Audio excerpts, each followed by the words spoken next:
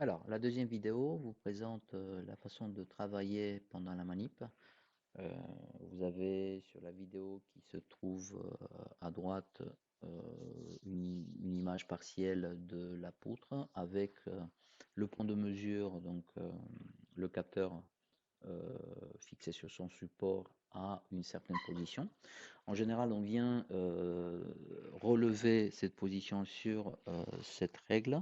On peut changer, monter ou descendre à l'aide du moteur cette position. Et on va noter, donc dans notre cas ici, 33 cm. On retient ça pour le moment où on va sauvegarder les données.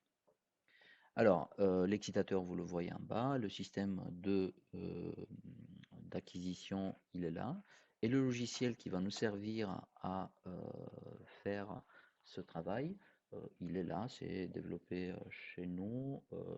Donc, on va récupérer sur ces deux graphes les données temporelles, et puis après, il y a un traitement qui va nous donner la fonction de transfert, magnitude des phases pour chacun des points. Alors, on démarre, on va ouvrir, créer une nouvelle base de données. Donc, on va mettre test, on va dire essai plutôt,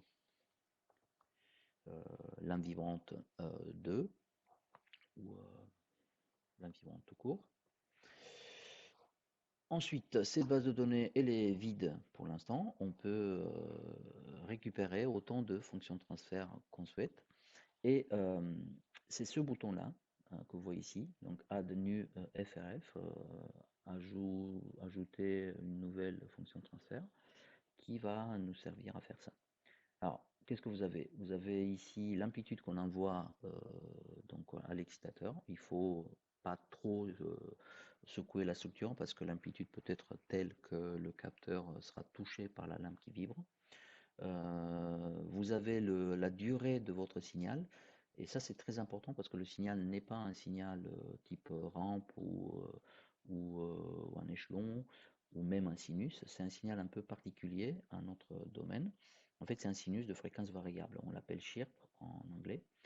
Et vous avez une fréquence qui va aller de 2 Hz, vous la voyez ici, à 100 Hz en 100 secondes. Donc vous avez une vitesse de balayage, ce qu'on appelle un sweep speed, qui ne doit pas être trop méchante. Donc ces essais peuvent durer assez longtemps. Euh, Pourquoi? Parce qu'en fait la fonction de transfert se trouve déformée pour tel ou tel pic en raison d'une vitesse de balayage trop méchante. Voilà. Donc une fois qu'on tombe d'accord sur la plage de mesure, hein, à la fois en fréquentiel et puis en temporel, on peut lancer l'acquisition. Juste un mot, qui c'est qui fixe cette plage? Ben, c'est simplement l'analyste en connaissant donc les fréquences d'excitation attendues, en connaissant un petit peu la dynamique du système, on décide que ce qui nous intéresse se passe entre 0 et 100 Hz. Excusez-moi. Donc je vais lancer un premier point de mesure. Ça vous lance un petit logiciel, d'accord, qui va faire le sweep. Donc vous pouvez suivre le signal temporel, mais également en temps réel la création de cette fonction de transfert par un algorithme de traitement de signal. Vous avez ici donc la magnitude et là vous avez la phase. Vous voyez un premier pic important associé à la dynamique de la structure, c'est autour de 10 Hz. Un deuxième à 28-29 Hz. Et vous en aurez encore deux jusqu'à 100 Hz. Voilà. Alors, est-ce qu'il y a d'autres pics? On va en discuter. La structure étant infinidimensionnelle, en théorie, on doit avoir une infinité de modes, donc une infinité de résonances. Et si on regarde plus loin, on peut voir beaucoup d'autres pics, mais globalement, ces pics vont aller vers zéro, vont avoir des amplitudes qui diminuent au fur et à mesure qu'on s'éloigne de la plage basse fréquence. La mécanique se passe plutôt en basse fréquence. L'acoustique, c'est plus haute fréquence. Et dès que vous parlez de mégahertz, c'est que de l'électronique que vous pouvez faire à cet endroit-là.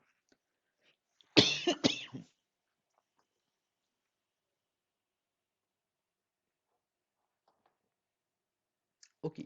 Donc voilà, première fonction de transfert, vous l'avez là. On peut analyser avant de quitter notre résultat et si on est content, ben, on fait save and exit.